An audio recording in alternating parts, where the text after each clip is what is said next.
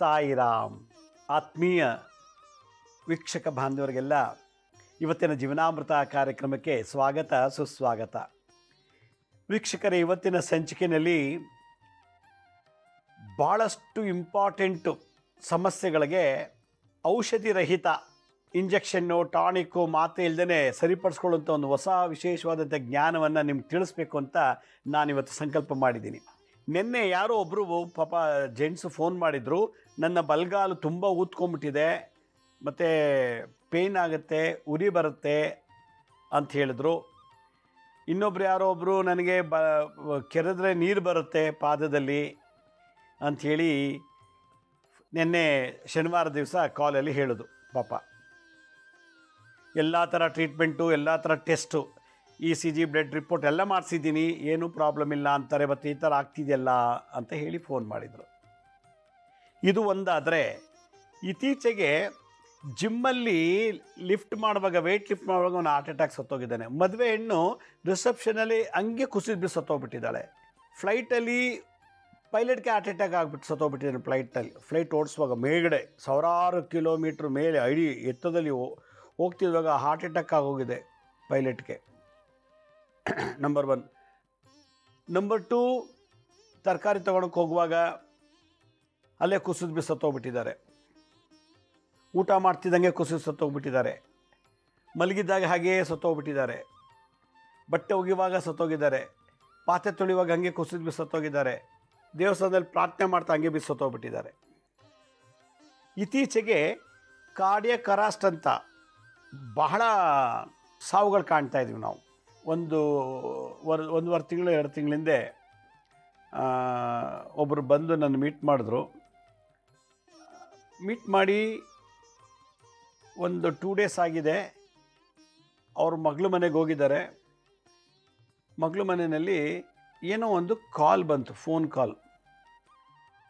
ಮಗಳಿಗೆ, ಇವ್ರಿಗೆಲ್ಲ ಮಗಳು ಏನೋ ಜೋರಾಗಿ ಮಾತಾಡ್ತಿದ್ದಾಳೆ ಫೋನಲ್ಲಿ. ತಂದೆ ಕೇಳಿಸ್ಕೊಂಡಿದ್ದಾರೆ. ಕೇಳಿಸ್ಕೊಂಡ್ಮೇಲೆ, ಏನಮ್ಮ, ಯಾರ ಜೊತೆಗೆ ಮಾತಾಡ್ತಿದ್ದೆ ಅಂದಾಗ, ಇಲ್ಲ ಆಫೀಸ್ ಕಾಲ್ ಇದು, ಆಫೀಸಲ್ಲಿ ನನ್ನ ಕೊಲಿ ಜೊತೆ ಮಾತಾಡ್ತಾಯಿದ್ದೀನಿ ಅಂಥೇಳಿ ಸುಮ್ಮನೆ ಎಷ್ಟು ಫೋನ್ ಇಟ್ಬಿಟ್ಟು ಹಿಂಗೆ ಹೋದರೆ, ಏನಮ್ಮ ಯಾರ್ದು ಕಾಲ್ ಅಂತ ಕೇಳಿದ್ರು ಹಂಗೆ ಕುಸುಬಿ ಸತ್ತೋಗ್ಬಿಟ್ಟಿದ್ದಾರೆ. ಇಷ್ಟೇ. ಇನ್ನೊಬ್ರು ಯಾರೋ ಲೇಡಿ ಮನೇಲಿ ಹೂ ಕಟ್ತಾ ಇದ್ದಾರಂತೆ. ನಾಳೆ ಬೆಳಗ್ಗೆ ವರಮಹಾಲಕ್ಷ್ಮಿ ಹಬ್ಬ ಪೂಜೆ ಮಾಡಬೇಕು ಅಂತೇಳಿ.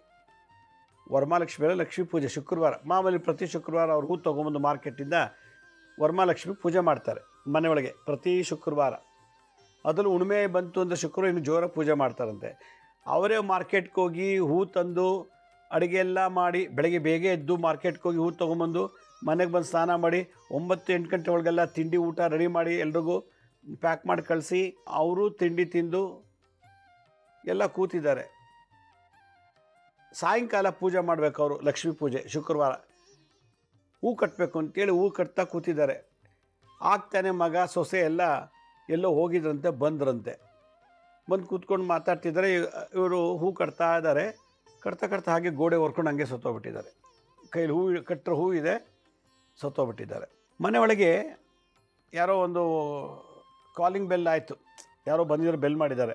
ಓಪನ್ ಮಾಡಿ ಡೋರ್ನ ಯಾರು ಅಂತ ನೋಡೋಕ್ಕೆ ಅಂತ ಹೋದರು. ಸರಿ, ಡೋರ್ ಓಪನ್ ಮಾಡಿದ್ರು. ಅವ್ರ ಮನೆಗೆ ಹೋಗಿ ಪಕ್ಕದ ಮನೇಲಿ ಯಾರೋ ಒಬ್ಬರಿದ್ದಾರೆ. ಅವರು ಅಷ್ಟಾಕುಪ್ಪಕ್ಕೆ ಕರಿಬೇಕು, ನಮ್ಮಲ್ಲಿ ಇವತ್ತು ಫಂಕ್ಷನ್ ಇದೆ ಬನ್ನಿ ಅಂತ ಕರೆಯಕ್ಕೆ ಬಂದರು.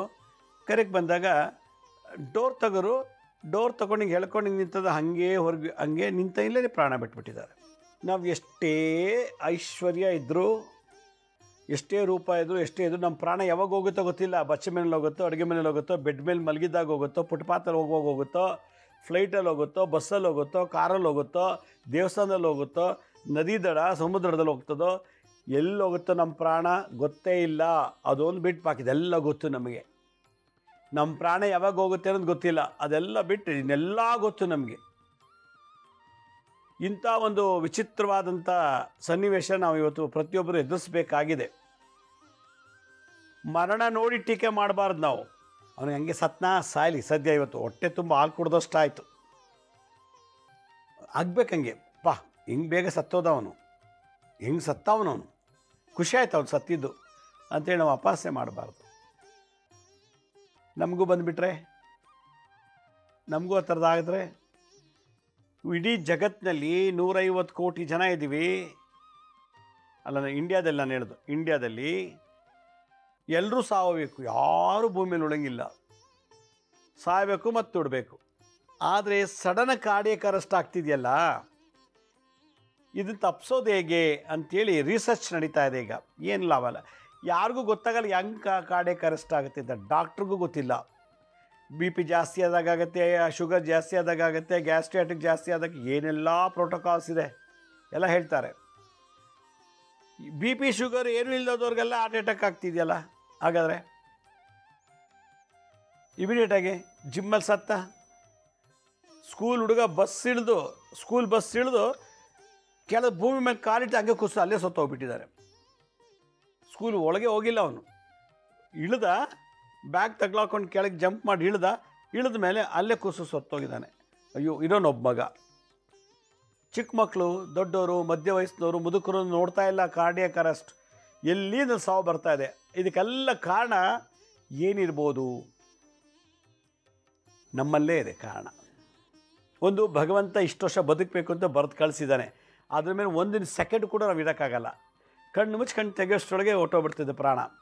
ಕಣ್ಣು ಮುಚ್ಚಿ ಕಣ್ಣು ತೆಗೆಸಿ ಹಂಗೆ ಬಿದ್ದು ಸುತ್ತೋಗ್ಬಿಡ್ತೀವಿ. ಅದು ಬ್ರಹ್ಮಲಿಖಿತ. ನಮ್ಮ ಪೂರ್ವಜನ್ಮದ ಕರ್ಮದ ಅನುಸಾರವಾಗಿ ನಾವು ಮರಣ ಹೊಂದ್ತೀವಿ.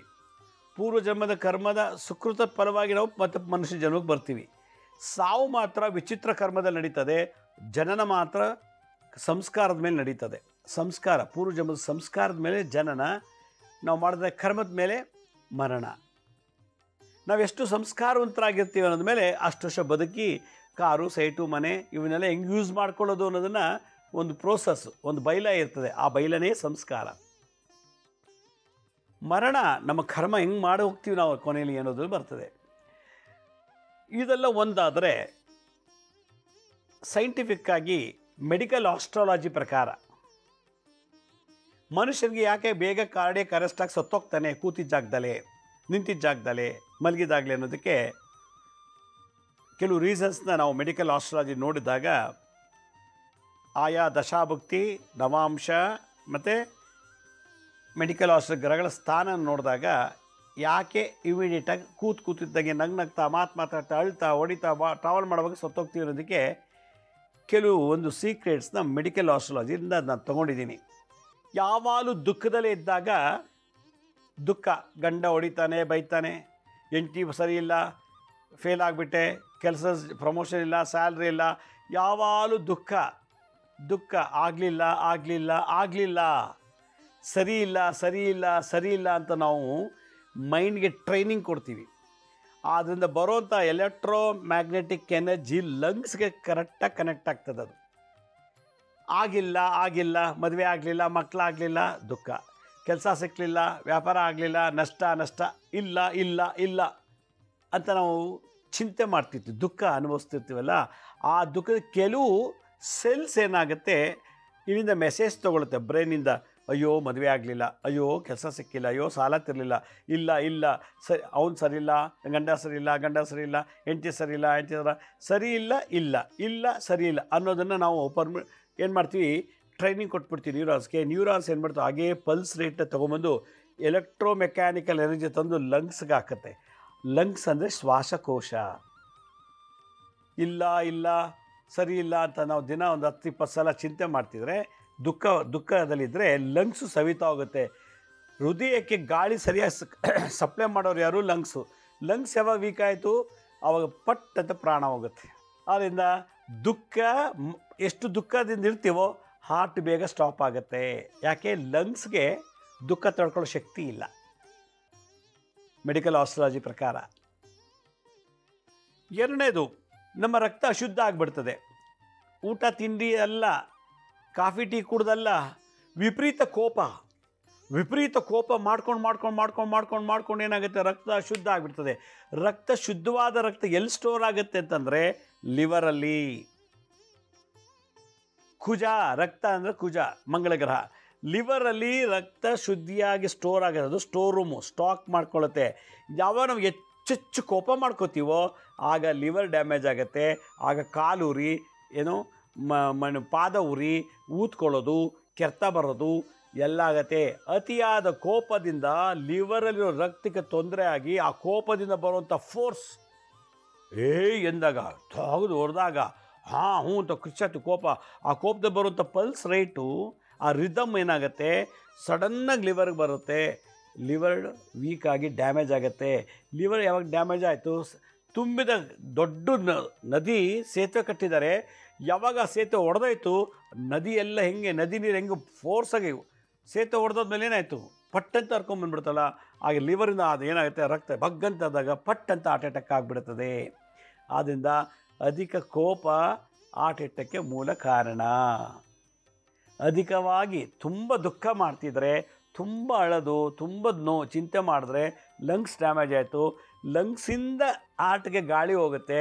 ಯಾವಾಗ ಲಂಗ್ಸ್ ವೀಕ್ ಆಯಿತು, ಗಾಳಿ ತೊಗೊಳ್ಳೋದು ಕಮ್ಮಿ ಆಯಿತು, ಗಾಳಿ ಸಪ್ಲೈ ಆಗಲಿಲ್ಲ, ಪಟ್ಟಂತ ಕಾರ್ಡಿಯಾಕ್ ಅರೆಸ್ಟ್ ಆಗುತ್ತೆ.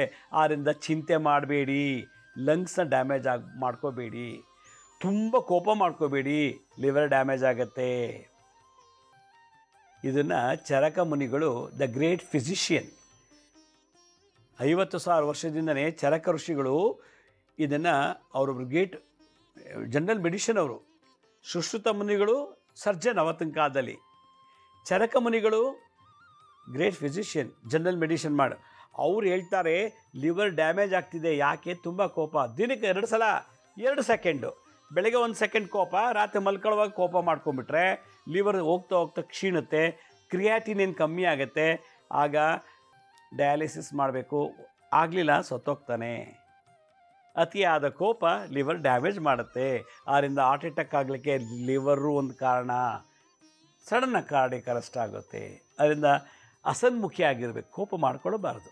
ನೀವು ಬಿಡದೆ 1 ಅವರ್ ಹಾಂ ಹ್ಞೂ ಅಂತ ಉಸ ಬುಸ್ಸ ಅಂದ್ಕೊಂಡು ಕೋಪ ಮಾಡಿಕೊಂಡ್ರೆ 1 ಸೆಕೆಂಡ್ಗೆ ಕೋಟ್ಯಾಂತರ ಸೆಲ್ಲು ನಮ್ಮನ್ನು ಲಿವರ್ನ ಡ್ಯಾಮೇಜ್ ಮಾಡಿಬಿಡುತ್ತೆ.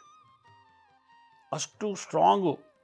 ಸೂರ್ಯನ ಬೆಳಕು ನಮಗೆ ಬಿಸಿ ಕೊಡುತ್ತೆ ಅನ್ನೋ ಗೊತ್ತು, ನಮ್ಮ ಕೋಪ ನಮ್ಮನ್ನು ಇಮಿಡಿಯೇಟಾಗಿ ಲಿವರ್ನ ಡ್ಯಾಮೇಜ್ ಮಾಡುತ್ತೆ. ಅದನ್ನು ಲಿವರ್ ಡ್ಯಾಮೇಜ್ ಮಾಡ್ಕೊಳ್ದೇವೆ ಸುಮ್ಮನಿರ್ಬೇಕು. ಅಯ್ಯೋ ನಾನು ಕಳ್ಕೊಂಡೆ, ಕೊಡಲಿಲ್ಲ, ಬರಲಿಲ್ಲ, ಹೋಗ್ಬಿಟ್ಟ, ಮನೆಗೆ ಬಂದು ಹೋಗ್ಬಿಟ್ಟ. ಯಾವುದೋ ಒಂದು ವಸ್ತು ಬಗ್ಗೆ ತುಂಬ ಚಿಂತನೆ ಮಾಡಿದಾಗ, ಯಾವುದೋ ವ್ಯಕ್ತಿ ಬಗ್ಗೆ ತುಂಬ ಚಿಂತನೆ ಮಾಡಿದಾಗ ವರ್ರಿ ಅಂತಾರೆ. ಚಿಂತೆ, ದುಃಖ ಬೇರೆ, ಚಿಂತೆ ಬೇರೆ. ದುಃಖದಿಂದ ಲಂಗ್ಸ್ ಡ್ಯಾಮೇಜ್ ಆದರೆ, ಕೋಪದಿಂದ ಲಿವರ್ ಡ್ಯಾಮೇಜ್ ಆದರೆ, ಅತಿಯಾದ ವರೀಸ್, ತುಂಬ ವರಿ ಚಿಂತೆ ಮಾಡ್ತಿದ್ರೆ ಹೊಟ್ಟೆಲಿ ಸ್ಟಮಕ್ ಏನಾಗುತ್ತೆ, ವರ್ಕ್ ಮಾಡಲ್ಲ. ಯಾವಾಗ ಸ್ಟಮಕ್ ತುಂಬ ಚಿಂತೆ ಮಾಡೋರಿಗೆ ಟಾಯ್ಲೆಟ್ಗೆ ಹೋಗೋಕ್ಕಾಗಲ್ಲ, ಮಲ ಸರಿಯಾಗಿ ಮಾಡೋಕ್ಕಾಗಲ್ಲ, ಕಾನ್ಸ್ಟಿಪೇಷನ್, ಮಲಬದ್ಧತೆ ಇರ್ತದೆ. ಯಾಕೆ? ತುಂಬ ಚಿಂತೆ ಮಾಡ್ತಾರೆ. ಮಗ ಪಾಸಾಗಲಿಲ್ಲ, ಮಗಳೇ ಆ ಜೊತೆ ಓಡೋದ್ಲು, ಮಗ ಯಾವನೋ ಮದುವೆ ಮಾಡ್ಕೊಂಬಂದ, ದುಡ್ಡು ಕೊಟ್ಟೆ ತೊಗೊಂಡೋಗ್ಬಿಟ್ಟ, ದುಡ್ಡಿಗೆ ಕೊಡಲಿಲ್ಲ, ಸಾಲ, ಹೀಗೆ ಯಾವುದೋ ಒಂದು ಸಬ್ಜೆಕ್ಟ್ ಬಗ್ಗೆ ತುಂಬ ಚಿಂತನೆ ಮಾಡ್ತಿದ್ರೆ ಹೊಟ್ಟೆಲಿರೋ ಸ್ಟಮಕ್ ಅಂದರೆ ಹೊಟ್ಟೆ ಕ್ಷೀಣಿಸುತ್ತೆ, ಹೊಟ್ಟೆಲ್ಲ ಬತ್ತೋಗುತ್ತಂತೆ. ಅದರಿಂದ ಹೊಟ್ಟೆಗೆ ಸಂಬಂಧಪಟ್ಟಂಥ ಸೆಲ್ಸ್ ನಮ್ಮಲ್ಲಿ ಬಾಡಿಯಲ್ಲಿ ಏನಿದೆಯೋ ಅವಕ್ಕೆಲ್ಲ ಶಕ್ತಿ ಕ್ಷೀಣಿಸ್ಬಿಟ್ಟು ಟಾಯ್ಲೆಟ್ಗೆ ಹೋಗಕ್ಕೆ ಬಿಡಲ್ಲ, ಮತ್ತು ಫುಡ್ ಪಾಯ್ಸನ್ ಆಗುತ್ತೆ, ಹೊಟ್ಟೆಲಿ ಊಟ ಸೇರಲ್ಲ, ಸೇರಿದ ಜೀರ್ಣ ಆಗಲ್ಲ, ತಿಂದರೂ ಕೂಡ. ಈ ಥರದಲ್ಲಾಗಿ ತುಂಬ ಚಿಂತೆ ಮಾಡಿದ್ರೆ ಹೊಟ್ಟೆ ಡ್ಯಾಮೇಜ್ ಆಗುತ್ತೆ, ಹೊಟ್ಟೆ ಡ್ಯಾಮೇಜ್ ಆಗಿಬಿಡುತ್ತೆ. ಅಯ್ಯೋ ಲಕ್ಷ್ಮೀ ಶ್ರೀನಿವಾಸ್ ಕಾರ್ ತೊಗೊಂಬಿಟ್ಟ, ಅಯ್ಯೋ ಲಕ್ಷ್ಮೀ ಶ್ರೀನಿವಾಸ್ ಮನೆ ಕಟ್ಟಿಬಿಟ್ಟ, ಅಯ್ಯೋ ಮದುವೆ ಆಗ್ಬಿಟ್ಟ, ಅಯ್ಯೋ ಏನೆಲ್ಲ ಕೋಟಿ ಗಟ್ಟಲೆ ಸಂಬಂಧ, ಅಯ್ಯೋ ಅಂತ ಹೊಟ್ಟೆ ಕಿಚ್ಚು ಪಡ್ತೀವಿ ನಾವು. ಆ ಕಿಚ್ಚು ಜಠರಾಗ್ನಿ, ಹೊಟ್ಟೆಲಿರೋ ಆ ಅಗ್ನಿ ಏನು ಎಲೆಕ್ಟ್ರೋಮೆಕ್ಯಾನಿಕಲ್ ಎನರ್ಜಿ, ಎಲೆಕ್ಟ್ರೋಮ್ಯಾಗ್ನೆಟಿಕ್ ಎನರ್ಜಿ ಹೊಟ್ಟೆಲಿರೋದನ್ನು ಏನು ಮಾಡುತ್ತೆ, ಡಿಸಾರ್ಡರ್ಸ್, ಏರುಪೇರು ಮಾಡಿ ನಮಗೆ ಗ್ಯಾಸ್ಟ್ರಿಟೆಕ್ಸು, BP, ಡಯಾಬಿಟೀಸು, ಏನೂ ಇಲ್ಲ ಅಂದರೆ ಪ್ಯಾರಾಲಿಸಿಸ್ ಮಾಡಿಸ್ಬಿಡ್ತದೆ. ನಮ್ಮ ಅಸೂಯೆ ನಮಗೆ ಲಕ್ವ ಬರೋಂಗೆ ಮಾಡಿಬಿಡ್ತದೆ. ಅದರಿಂದ ಚಿಂತೆ ಮಾಡಬಾರ್ದು, ಅಸೂಯೆ ಪಡಬಾರ್ದು. ಹೊಟ್ಟೆ ಊಟ ಮಾಡ್ತೀವೋ ಇಲ್ವೋ, ಹೊಟ್ಟೆ ಆನಂದವಾಗಿ ಚೆನ್ನಾಗಿ ಇಟ್ಕೋಬೇಕು ಅಂದರೆ ಚಿಂತೆಯಿಂದ ಮುಕ್ತರಾಗಿರಬೇಕು. ಚಿಂತೆ ಮಾಡಿದಷ್ಟು ಹೊಟ್ಟೆ ಕೆಟ್ಟೋಗುತ್ತೆ, ಹೊಟ್ಟೆ ಡ್ಯಾಮೇಜ್ ಆಗುತ್ತೆ, ಜೀರ್ಣಾಂಗ ಕ್ರಿಯೆ, ಡೈಜೆಸ್ಟಿವ್ ಸಿಸ್ಟಮ್ ಡ್ಯಾಮೇಜ್ ಆಗುತ್ತೆ. ಆಗ ಇಲ್ಲೆಲ್ಲ ಕಪ್ಪು ಬರುತ್ತೆ, ಊಟ ಸೇರಲ್ಲ, ದಪ್ಪ ಚೆನ್ನಾಗಿ ದಟ್ಟಪುಷ್ಟಿಯಾಗಿ ಸಣ್ಣಕ್ಕಾಗ್ಬಿಡ್ತಾನೆ. ಬಾಡಿ ಮೆಟೋಬಾಲಿಸಮ್ ಚೇಂಜ್ ಆಗುತ್ತೆ, ಬಾಡಿ ರಿದಮೇ ಚೇಂಜ್ ಆಗುತ್ತೆ, ಸ್ಲೀಪಿಂಗ್ ಸೈಕಲ್ ಚೇಂಜ್ ಆಗುತ್ತೆ, ಡೈಜೆಷನ್ ಸೈಕಲ್ ಆ ರಿದಮ್ ಚೇಂಜ್ ಆಗಿಬಿಡುತ್ತೆ. ಆಗ ಅಷ್ಟೊತ್ತು ಕಾಮಲೆ ರೋಗ ಬರ್ಬೋದು. ಆದ್ದರಿಂದ ತುಂಬ ವರಿ ಮಾಡಬೇಡಿ. ಯಾವಾಗ ಇದಾಯಿತು, ಹೆಚ್ಚು ವರಿ ಮಾಡಿದಷ್ಟು, ಗಾಬರಿ ಆದಷ್ಟು ಹಾರ್ಟ್ ಅಟ್ಯಾಕ್ ಆಗಿ ಅಲ್ಲೇ ಕುಸಿದು ಬಿದ್ದುಬಿಡ್ತಾರೆ, ಸತ್ತೋಗ್ಬಿಡ್ತಾರೆ. ನಾನು ಲಂಗ್ಸ್ ಬಗ್ಗೆ ಮಾತಾಡಿದೆ, ಲಿವರ್ ಬಗ್ಗೆ ಮಾತಾಡಿದೆ, ಹೊಟ್ಟೆ ಬಗ್ಗೆ ಮಾತಾಡಿದೆ. ಚರಕ ಮುನಿಗಳು ಇನ್ನೊಂದು ಥರ ಹೇಳ್ತಾರೆ. ಏನಪ್ಪ ಅಂತಂದರೆ, ತುಂಬ ಗಾಬರಿ ಭಯಪಟ್ಟಷ್ಟು ಕಿಡ್ನಿಗಳು ಡ್ಯಾಮೇಜ್ ಆಗಿಬಿಡುತ್ತೆ. ಚರಕ ಸಂಹಿತೆಯಲ್ಲಿ ಉತ್ತರಕಾಂಡದ 18 19 ಚಾಪ್ಟರು, ಇದು ಸುಮಾರು ಒಂದು 20 ವರ್ಷ ಹಿಂದೆ ಓದಿದ್ದೆ. ಅವ್ರು ಹೇಳ್ತಾರೆ ಕಿಡ್ನಿ ಡ್ಯಾಮೇಜ್ ಆಗೋಕ್ಕೆ ಏನು ಕಾರಣ, ಕಿಡ್ನಿಲಿ ಕಲ್ಲುಗಳು ಉತ್ಪತ್ತಿ ಆಗೋಕ್ಕೆ ಏನು ಕಾರಣ ಅಂತ ನೋಡಿದಾಗ ಅದೊಂದು 2 ಶ್ಲೋಕದಲ್ಲಿ ಹೇಳ್ತಾರೆ. ಏನದು, ಅತಿಯಾದ ವಿಪರೀತ ಭಯ, ಅಯ್ಯೋ ಪಾಸ್ ಆಗಲಿಲ್ಲ ಏನಾಗ್ಬಿಡ್ತದೋ, ಅಯ್ಯೋ ನಂಗೆ ಹೋಗೋಕ್ಕೆ ಭಯ, ಕತ್ತಲ್ಲಿ ಮಾತಾಡೋಕ್ಕೆ ಭಯ, ಕೂರಕ್ಕೆ ಭಯ, ಭಯ ಏನಾಗ್ಬಿಡ್ತದೋ, ಮುಟ್ರ ಭಯ, ಕೊಟ್ರ ಭಯ, ತೊಗೊಂಡ್ರ ಭಯ ಅನ್ನೋ ಭಯ ಆ ಭೀತಿ. ಇದರಿಂದ ಬಾಡಿಲಿರೋ ನ್ಯೂರಾನ್ಸು, ಮೈಂಡಲ್ಲಿರೋ ನ್ಯೂರಾನ್ಸು, ಬಾಡಿಲಿರೋ ಸೆಲ್ಸ್ ಎಲ್ಲ ಏನಾಗುತ್ತೆ, ತನ್ನ ಶಕ್ತಿ ತೇಜಸ್ಸನ್ನು ಕಳ್ಕೊಳ್ಳುತ್ತೆ. ಸೆಲ್ಸಲ್ಲಿರೋ ಇಮ್ಯುನಿಟಿ ಸಿಸ್ಟಮು, ನ್ಯೂರಾನ್ಸಲ್ಲಿರೋ ಇಮ್ಯುನಿಟಿ ಸಿಸ್ಟಮು ಇವೆಲ್ಲ ಏನಾಗುತ್ತೆ, ಡಿಕ್ರೀಸ್ ಆಗುತ್ತೆ ಭಯದಿಂದ. ಊಟ ಹಾಕ್ದವ್ರು ಪರವಾಗಿಲ್ಲ, ನೀರು ಕುಡಿದವ್ರು ಪರವಾಗಿಲ್ಲ, ಕಾಫಿ ತಿಂಡಿ ಮಾಡಿದವ್ರು ಪರವಾಗಿಲ್ಲ, ಭಯ ಇರಬಾರ್ದು. ಭಯ ಇಲ್ಲ ಅಂದರೆ ಶರೀರ ಚೆನ್ನಾಗಿ ವರ್ಕ್ ಮಾಡ್ತದೆ. ಭಯ ಇತ್ತು, ನೀವು ಎಷ್ಟೇ ಊಟ ಮಾಡಿ, ಎಷ್ಟೇ ಕಾಫಿ ಟೀ ಕುಡೀರಿ, ಸೆಲ್ಸು ಮತ್ತು ನ್ಯೂರಾನ್ಸು ಅಕ್ಸೆಪ್ಟ್ ಮಾಡ್ಕೊಳ್ಳಲ್ಲ. ಅದರಿಂದ ಎಷ್ಟು ಭಯ ಪಡ್ತೀವೋ ಕಿಡ್ನಿ ಡ್ಯಾಮೇಜ್ ಆಗುತ್ತೆ, ಕಿಡ್ನಿ ಒಳಗೆ ಸ್ಟೋನ್ಸ್ ಬರುತ್ತೆ. ಅದರಿಂದ ಭಯಪಟ್ಟಷ್ಟು ಕಿಡ್ನಿ ಡ್ಯಾಮೇಜ್ ಆಯಿತು. ಡ್ಯಾಮೇಜ್ ಆದ ತಕ್ಷಣ ಹಾರ್ಟ್ ಅಟ್ಯಾಕ್ ಆಗುತ್ತೆ. ಇದು ಒಂದು ಮೂಲ ಕಾರಣ. ನಿದ್ದೆ ಮಾಡಲ್ಲ, ವಿಶ್ರಾಂತಿ ತಗೊಳ್ಳಲ್ಲ, ಬೆಳಗ್ಗೆಯಿಂದ ಸಂಜೆವರೆಗೂ ಕೆಲಸ, ಸ್ಟ್ರೆಸ್, ದುಡಿಬೇಕು, ಸಂಪಾದನೆ ಮಾಡಬೇಕು ಅಂತೇಳಿ ಊಟ ತಿಂಡಿ ಬಿಟ್ಟು ಬರೀ ದುಡಿದು ಇದಾದಾಗ ಏನಾಗುತ್ತೆ, ಹಾರ್ಟ್ಗೆ ಪಂಪ್ ಮಾಡಿ ಸಾಕಾಗಿಬಿಟ್ಟು, ಸಾಕಪ್ಪ ನಾನು ಎಷ್ಟೊತ್ತು ಮಾಡೋದು, ಸೈಕಲ್ಲು, ಬಸ್ಸು, ಕಾರ್ ಓಡಿಸ್ತಾ ನಿದ್ದೆನೇ ಮಾಡ್ತಿಲ್ಲ. ನಾವು ಎಷ್ಟು ನಿದ್ದೆ ಮಾಡ್ತೀವೋ ಹಾರ್ಟ್ ರೆಸ್ಟ್ ಆಗಿರ್ತದೆ. ನಿದ್ದೆ ಬಿಟ್ಟು ಕೆಲಸ ಮಾಡಿದ್ರೆ ಹಾರ್ಟ್ ವೀಕ್ ಆಗುತ್ತೆ, ಕಾರ್ಡಿಯಾಕ್ ಅರೆಸ್ಟ್ ಆಗಿಬಿಡ್ತದೆ. ಅದರಿಂದ ಅತಿಯಾದ ಸ್ಟ್ರೈನು ಇದು ಹಾರ್ಟು ಮತ್ತು ಬ್ರೈನ್ನ ಡ್ಯಾಮೇಜ್ ಮಾಡಿಬಿಡುತ್ತೆ. ಬ್ರೈನ್ ಡ್ಯಾಮೇಜ್ ಆಗ್ಬೋದು, ಹಾರ್ಟು ಡ್ಯಾಮೇಜ್ ಆಗ್ಬೋದು. ಅದರಿಂದ ಸ್ಟ್ರೆಸ್ ಇರಬಾರ್ದು.